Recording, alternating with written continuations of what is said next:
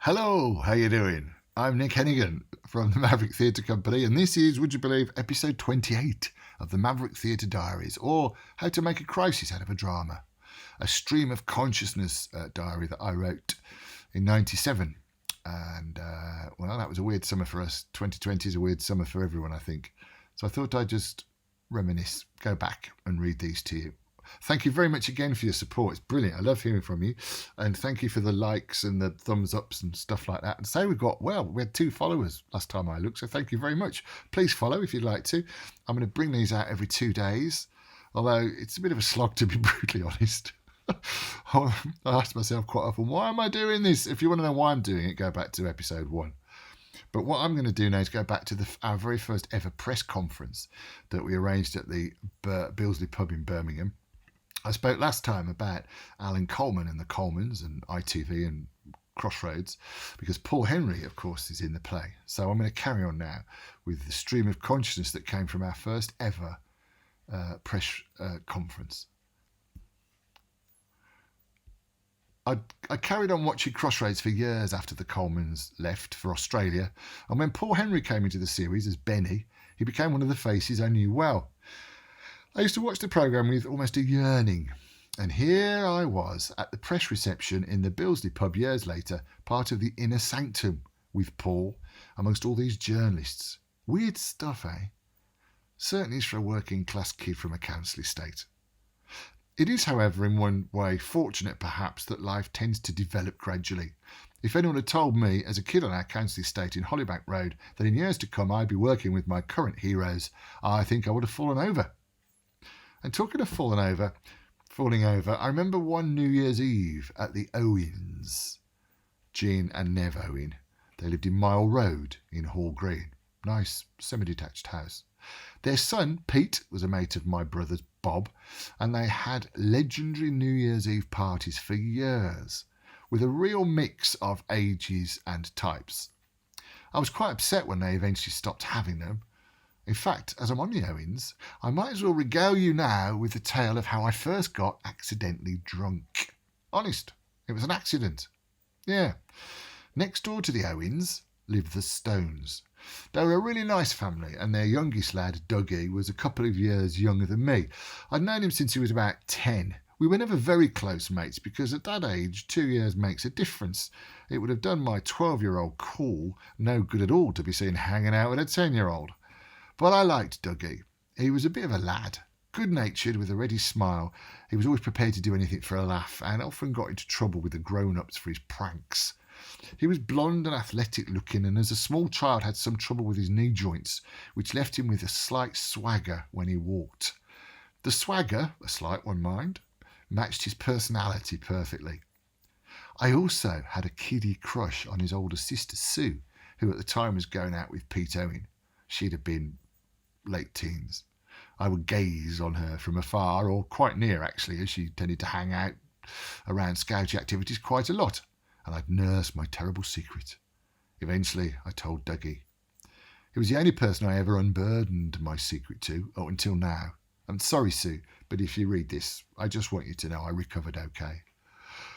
I don't think I was the only older friend who had a crush on his sister Sue, who was very beautiful, but Dougie was very cool about the whole affair.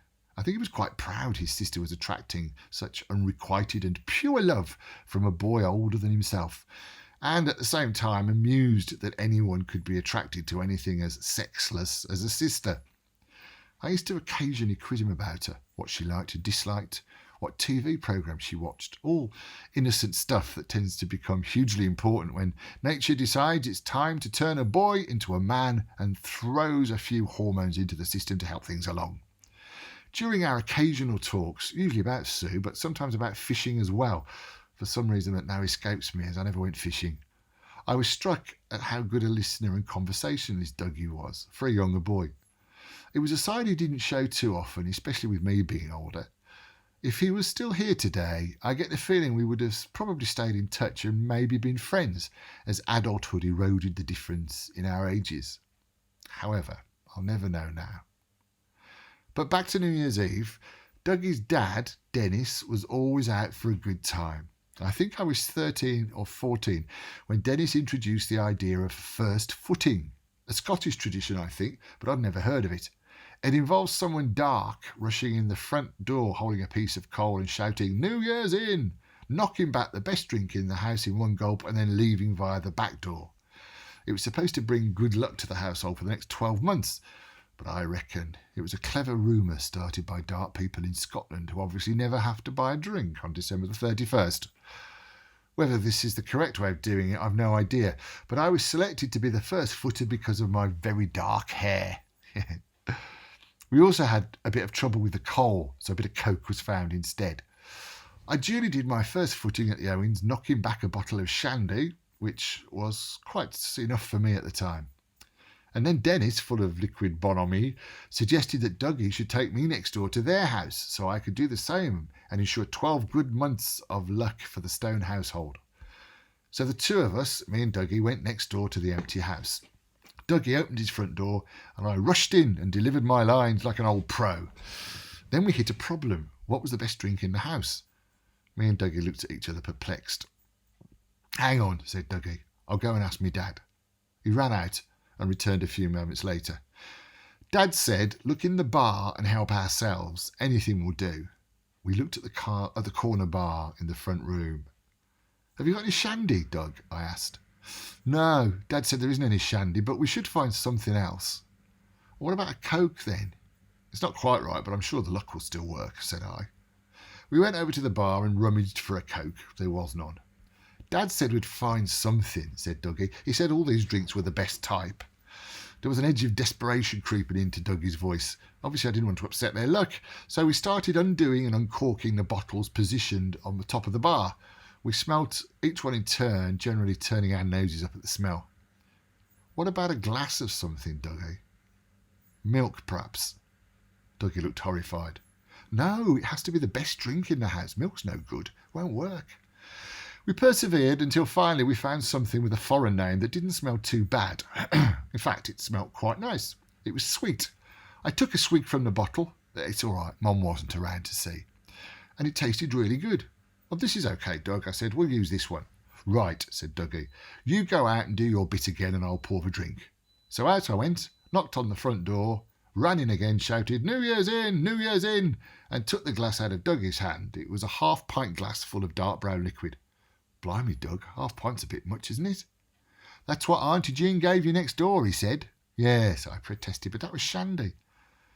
"We've got to do the same to get the good luck," said Dougie. "Go on down it. It can't be too strong anyway. It tastes like pop." "Yeah, true," I said, and promptly gulped down the half pint. "OK," Dougie said, "now you've got to run out the back door." So I ran to the back door and out into the night. Job done. Dougie locked up after me. As I walked round the side of the house to wait for Dougie before we returned next door to the main party, I noticed the cold air was having a strange effect on me.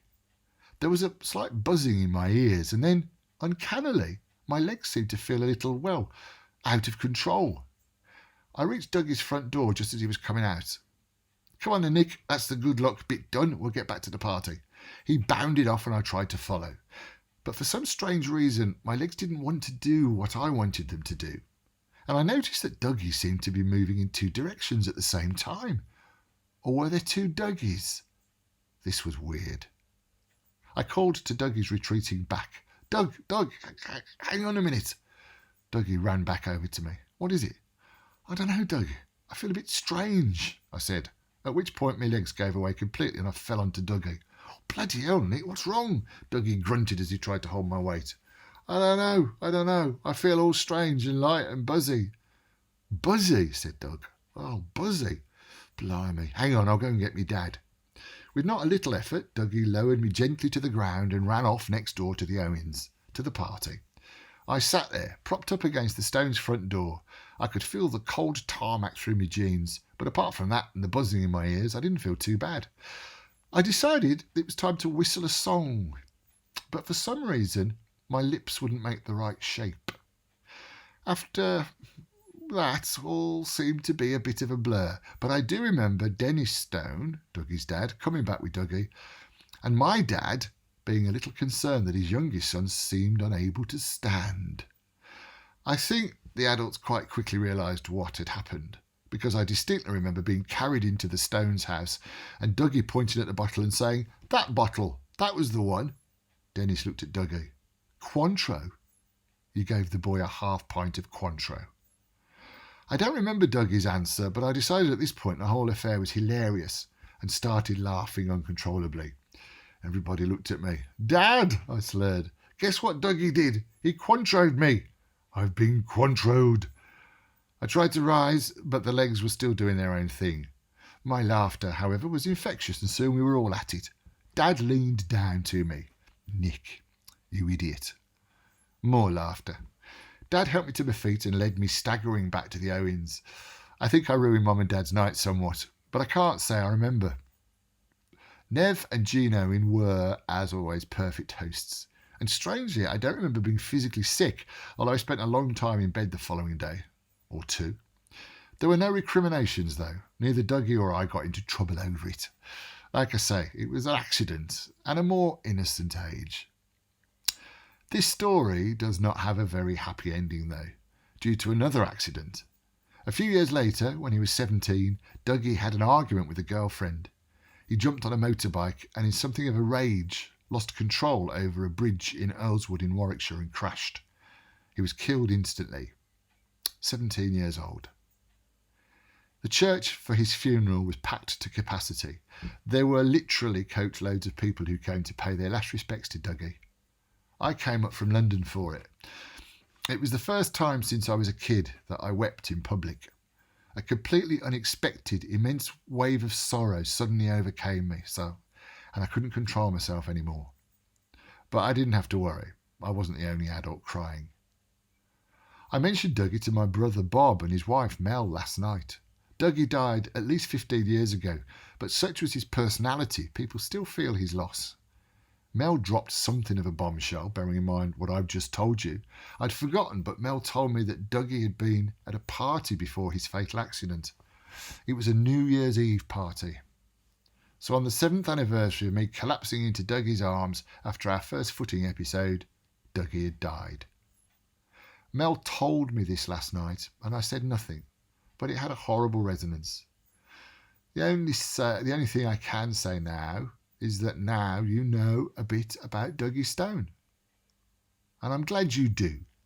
He will forever be a good kid.